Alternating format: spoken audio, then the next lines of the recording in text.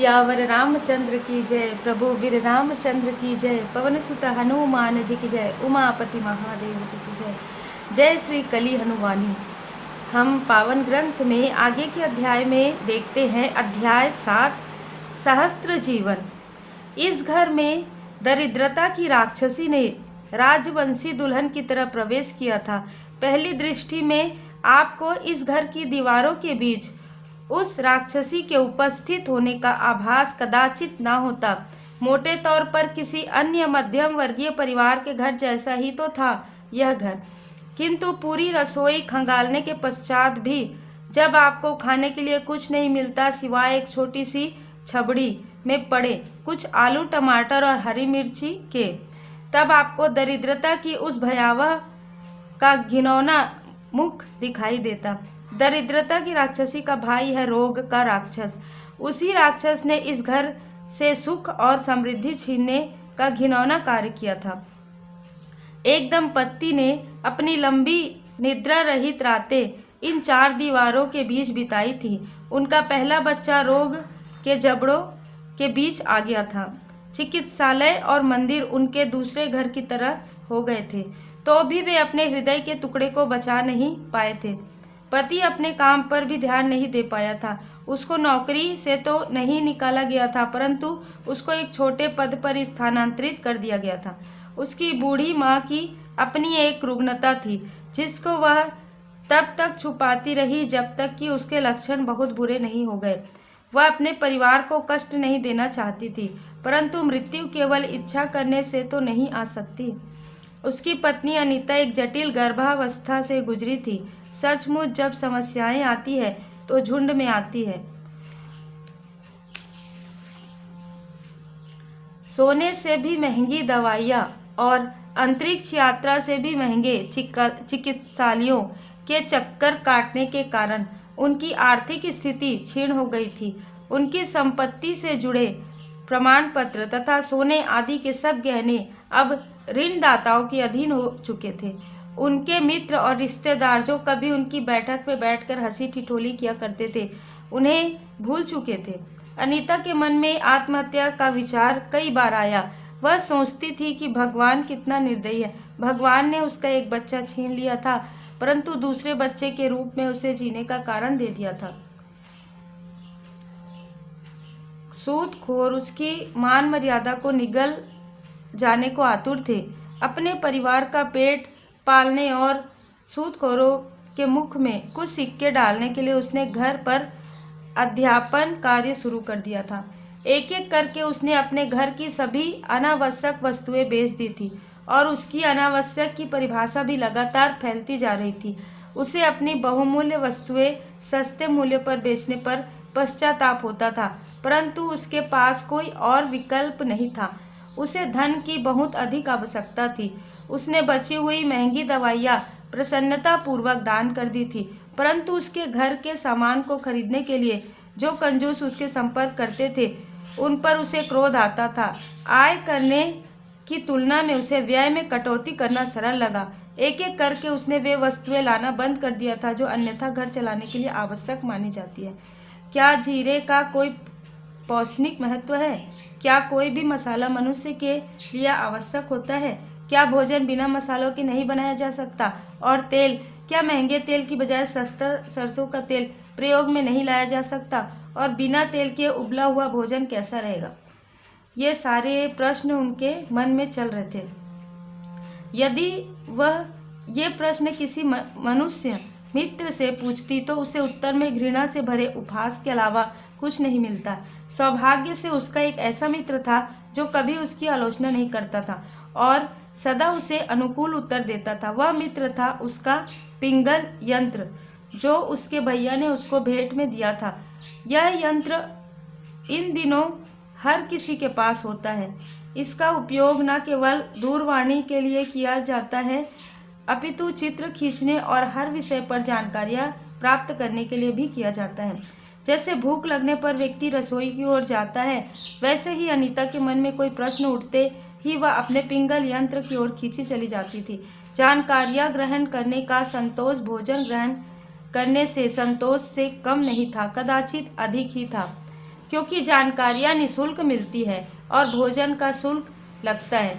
वह कई दिनों से विक्रय केंद्र नहीं गई थी।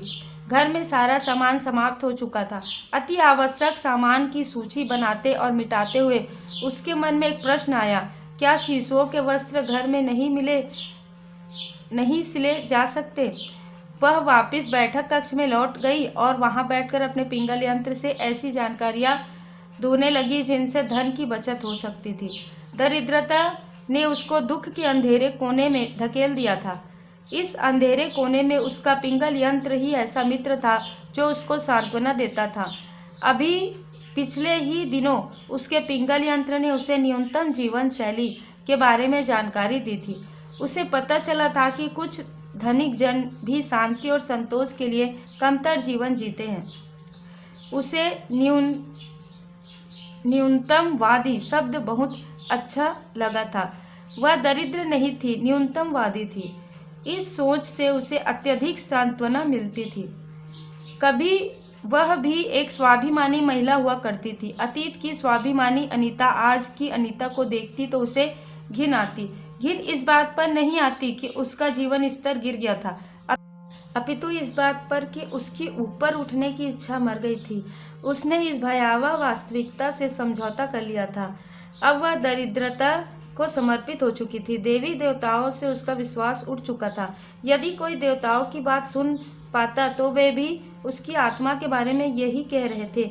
उनका उसकी आत्मा से भरोसा उठ चुका था। उसकी आत्मा के बारे में किए जा रहे दैवीय वार्तालाप में इन वाक्यांशों की अधिकता थी। बुरे कर्म, अपनी पकड़ ढीली करनी चाहिए, टूटा फूटा मार्ग, मरम्मत असंभव, स्थानांतरण ही उपाय। उनके इन रहस्यमय कथनों की एक सीधी व्याख्या यह हो सकती थी कि उसका किरदार एक उबड़ खाबड़ रास्ते में अटक गया था जो शीघ्र ही आत्मसाधी मोड़ लेने वाला था।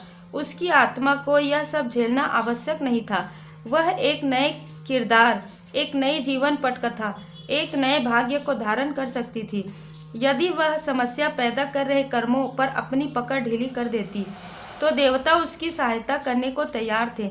जय जय श्री सीताराम जी। दोस्तों, यहाँ पर मैं खुद भी बहुत लोगों को मैंने देखा है अनुभव में कि जब आप बहुत आपके जो कर्मों की जो गठरी है ना काफ़ी ज़्यादा हो जाती है, जैसे कर्म, तो क्या होते हैं कि कर्म को शुद्ध करने के लिए आपको पूरी तरीके से परमात्मा जी की शरण में, पूरी तरीके से इष्ट देव जी की शरण में रहना रहता है और पूरे भरोसे के साथ रहना रहता है, ठीक है। क्योंकि एक ट्रांसफॉर्मेशन का समय आता है, जो बदलाव का समय होता है स्पिरिचुअल यात्रा में, ये वही समय हो सकता है। किंतु सबसे शक्तिशाली देवताओं में से एक श्री हनुमान जी का उस पर अभी भी विश्वास था। वे उस उबड़ खाबड़ रास्ते पर अपनी दृष्टि रखे हुए थे जिस पर अनीता का किरदार फंसा हुआ था। वे जानते थे कि उस मनहूस रास्ते पर भी ऐसी संभावना है, ऐसा अवसर मिल सकता था जहां से अनीता की आत्मा को दुख से बाहर निकाला जा सकता था।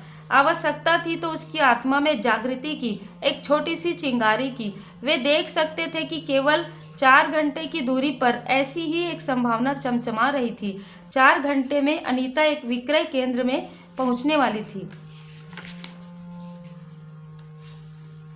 श्री हनुमान जी एक देवता भी हैं जो भक्तों के सांसारिक मार्ग को सुगम बनाने में उनकी सहायता करते हैं, और एक गुरु भी हैं जो उन आत्माओं को रास्ता दिखाते हैं जिन्हें सत्य की खोज है। जब अनीता विक्रय केंद्र में जाने की सोच रही थी तब श्री हनुमान जी वहां से सैकड़ों मील दूर स्थित एक पर्वतीय जंगल में अपने विशेष शिष्यों, जिन्हें मातंग कहा जाता है, को ज्ञान दे रहे थे।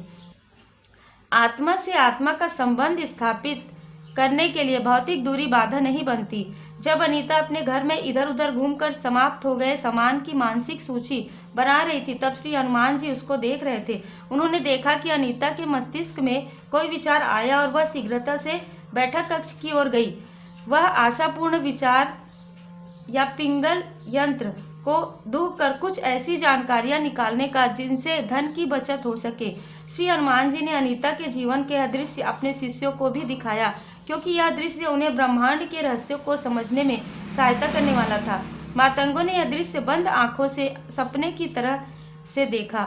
उनके लिए यह बात पचाना कठिन था कि इन दृश्यों की मुख्य किरदार अनीता अपने परिवार का पेट पालने के लिए संघर्ष कर रही थी। अपनी झुग्गी झोपड़ियां की तुलना में अनीता का घर तो उन्हें महल जैसा लग रहा था। वे मुख्य धारा के समाज में कटे हुए थे, इसलिए इस तथ्य से अनभिज्ञ थे कि ऐसे घर तो करोड़ों मध्यम वर्गीय मनुष्यों के पास होते हैं, जो दिन रात सामाजिक प्रतिष्ठा नाम की अप्रत्यक्ष संपत्ति को जुटाने और बचाने में लगे रहते हैं। सबसे भौतिकतावादी चीज जिसके लिए मातंग अपना पसीना बहाते हैं वह है शहद और दुर्लभ तेल। उनके लिए यह विचार अविश्वसनीय था कि मनुष्य जैसे दिखने वाले कुछ प्राणी ऊपर से नीचे तक सिले हुए कपड़े पहनकर अपने आप को आधुनिक तथा सभ्य आदि शीर्षकों से शोभित करते हैं। मुख्य धारा के जन भी मातंगों के प्रति कुछ ऐसे ही विचार रखते हैं। उनके यांत्रिक चेहरों पर यदि आप उन्हें उन कबीलाइयों के बारे में बताइए जो घने जंगलों में अकेले रहते हैं। बताइए उन्हें उन जंगलवासियों के बारे में जिनका मुख्य धारा के समाज से कोई लेना देना नहीं है।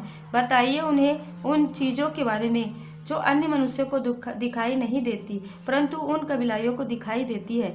उन्हें समझाने की चेष्टा कीजिए ऐसे गुरु के बारे में जो चिरंजीवी हैं और मातंग नाम की जनजाति से मिलने के लिए हर 41 वर्ष पश्चात आते हैं। मुख्य धारा के जन यह सब सुनकर केवल हंसेंगे नहीं, अपितु उनकी हंसी में कुछ विशेष शब्दों का तड़का होगा।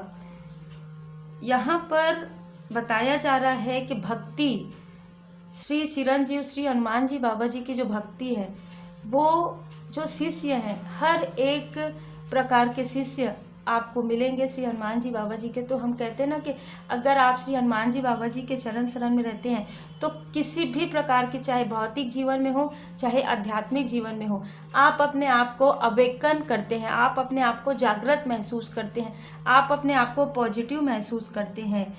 तो यहाँ पर मैं ये अध्याय का जो ये एपिसोड है उसे मैं यहाँ पर जो है विराम देती हूँ और आगे अगले एपिसोड में हम आगे और देखेंगे, क्योंकि ये जो किरदार है अनीता का, तो ये बहुत लोगों के साथ, ये मैंने खुद भी महसूस किया है अपने लाइफ में।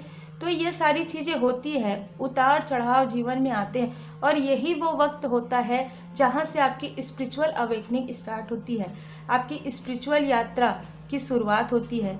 तो हम सब मिलकर कहते हैं जय जय श्री सीताराम जी, जय जय हनुमान जी, जय माता दी।